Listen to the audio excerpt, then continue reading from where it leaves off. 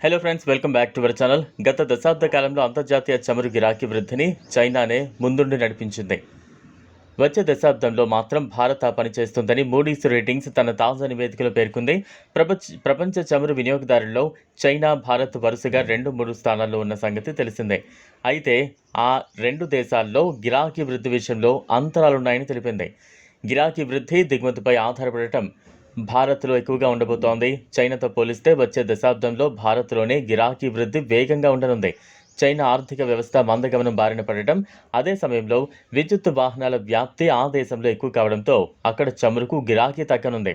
చైనాలో వచ్చే 3 నుంచి 5 ఏళ్లలో చమురు వినియోగం గరిష్ట స్థాయికి చేరొచ్చు. అదే సమయంలో భారత్లో 3 నుంచి 5% వార్షిక వృద్ధి నమోదు కావచ్చు.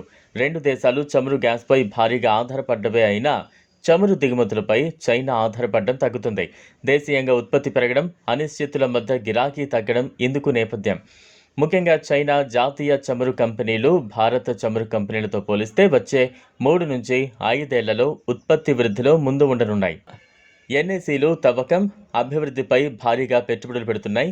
ఇక రిఫైనింగ్, పెట్రో రసాయనాల రంగాల్లో చాలా వరకు ప్రాజెక్టులు పూర్తి కావడంతో ఆ రంగంలో పెట్టుబడులు తగ్గనున్నాయి. కానీ భారత్లో మాత్రం ఇంకా రిఫైనింగ్, పెట్రో రసాయనాల ప్లాంట్లపై వచ్చే 5 ఏళ్ల పాటు భారీగా పెట్టుబడులు పెట్టాల్సి రావచ్చు.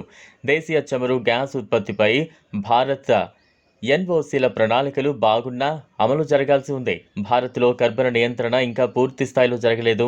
చైనాతో పోలిస్తే భారత ఎన్ఏసీలకు హరిత సాంకేతికతలపై పెట్టుబడుల విషయంలో తక్కువ ఒత్తిడి ఉంది. అదే చైనాలో హరిత విధానాల విషయంలో కఠిన నిబంధనలు ఉన్నాయి. చైనాలో చమురు గిరాకీ 2030 కల్లా ఏటా 800 బిలియన్ టన్నుల వరకు చేరొచ్చు.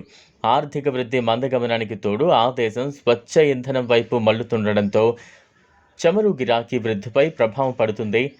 ఈవీలు, పునరుత్పాదక ఇంధనంపై దృష్టి కారణంగా డీజిల్, పెట్రోల్పై ఆధారపడడం తగ్గొచ్చు. అయితే విమాన ఇంధనం, నాఫ్తో వినియోగం పెరిగే అవకాశం ఉంది. టన్నులకు చైనా పరిమితం చేసింది. భారత్ తన రిఫైనింగ్ సామర్థ్యాన్ని 2030 కల్లా ఏటా 309 మిలియన్ మెట్రిక్ టన్నులకు చేర్చుకోవాలని భావిస్తోంది. గతేడాది ఏప్రిల్ 1, 2024 నాటికి 256.8 మెట్రిక్ టన్నుల సామర్థ్యం ఉంది. ఆర్థిక వృద్ధి రాణిస్తుండడం, పారిశ్రామికీకరణ, మౌలిక రంగంపై భారీ పెట్టుబడులు తదితరాల వల్ల భారత్లో రవాణా ఇంధనాల్లో గిరాకీ వృద్ధి పెరగనుంది. ఇక భారత చమురు మార్కెటింగ్ కంపెనీలైన బీపీసీఎల్, హెచ్పీసీఎల్, ఐఓసీఎల్లో ఇటీవలి సంవత్సరాల్లో రిఫైనింగ్ సామర్థ్యాల పెంపు కోసం భారీ పెట్టుబడులు పెట్టాయి.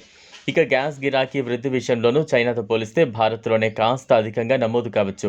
భారత్ తన ఇంధనాల్లో సహజ వాయువు వాటాను ప్రస్తుత 6% నుంచి 2030 కల్లా 10%కి చేర్చుకోవాలని భావిస్తోంది.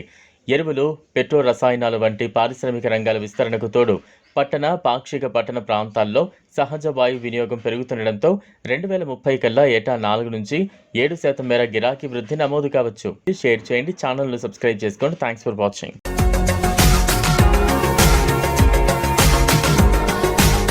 మరిన్ని అప్డేట్స్ కోసం మా ఛానల్ని సబ్స్క్రైబ్ చేయండి.